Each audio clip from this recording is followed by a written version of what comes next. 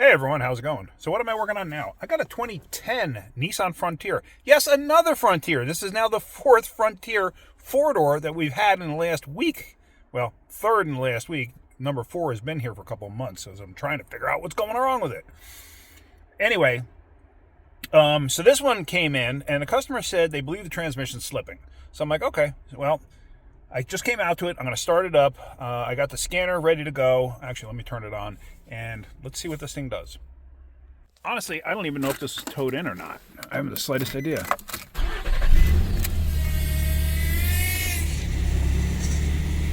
I think you just heard that. That's not a good sign. That sounds like a pump whine.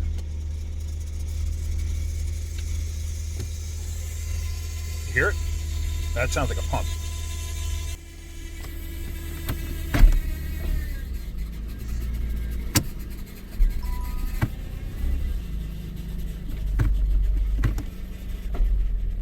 I don't believe this thing has a dipstick either, if I'm not mistaken. Actually, let me back it up a little bit. Just rolling it back a little bit. And no, I'm not that close to that car. Alright, I'm just going to pull up. Oh, turn this light off, I don't need that.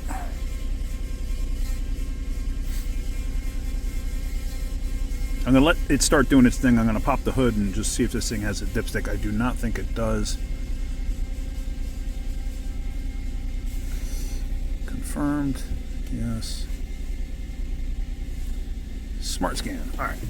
Let's see if this thing has a dipstick. That's usually not very good rust right there, let me just tell you. Roll the window down, because knowing my luck, I'd accidentally lock the doors.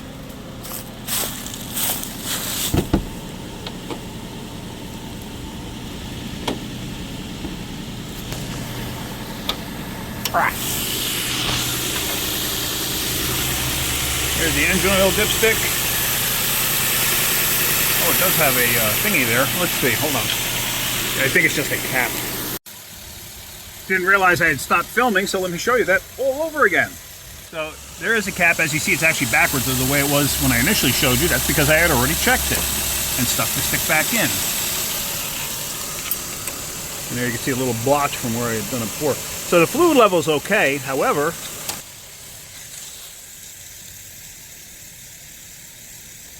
whew, that is cooked. That is cooked. Like, it's well done. It's burnt. It is cooked. Back under here, stick that back in. Now, obviously, somebody's been checking the fluid on this, or has checked the fluid, because they took the locking bolt out, the one that holds and secures the top of the stick.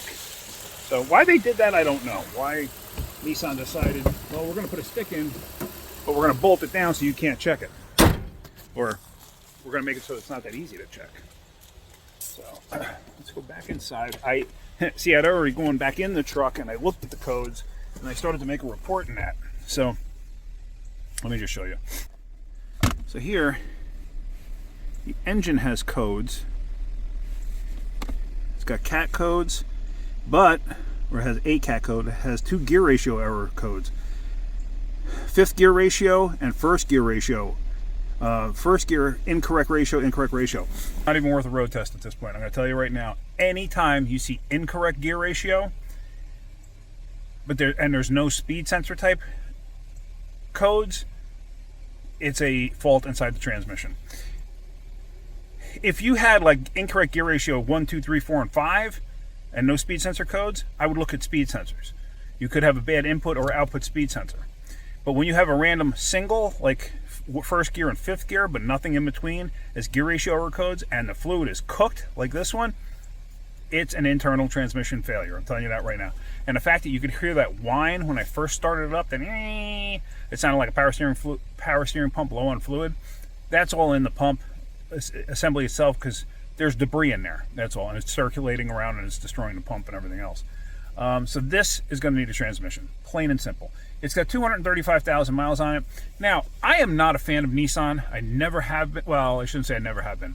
older Nissans, when they came out with the CVTs and started putting them in the Rogue, whatever you want to call it, when I started putting them in those, and then the Versa and the Sentra and everything else that got, you know, the Altimas and Maximas and Pathfinders, garbage. I cannot stand those vehicles. I hate them. These, I like these. The Frontiers and the Titans, I actually like these.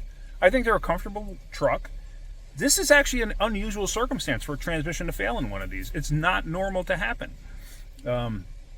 They don't have a high failure rate whatsoever. These, I would have one. I would own one of these. I bet you they would be fun with an LS swap.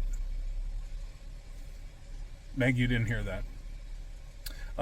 Yeah, I mean, I would absolutely consider something like that. This is just a two-wheel drive. It's not a 4x4. Oh, it is a 4x4. Okay, it is a 4x4. Didn't think it was. But maybe I can actually use this for help me figure out some stuff on that other Nissan that's actually kicking my butt trying to figure out what's wrong with it.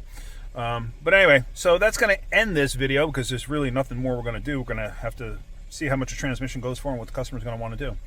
But yeah, so what were the other codes? Let me just see real quick. So we had, the engine had those codes. There was something else. Oh, BCM has codes. Oh, just tire pressure related. But I think that was it. Yeah, that's all. Okay. So nothing all that spectacular. And there you see it on the Christmas tree of modules. So yeah, that's going to end this video. All right. Well, I hope you got something out of that. If you did, hit that like button. If you could, please subscribe. All right, guys. Have a great day. Keep wrenching.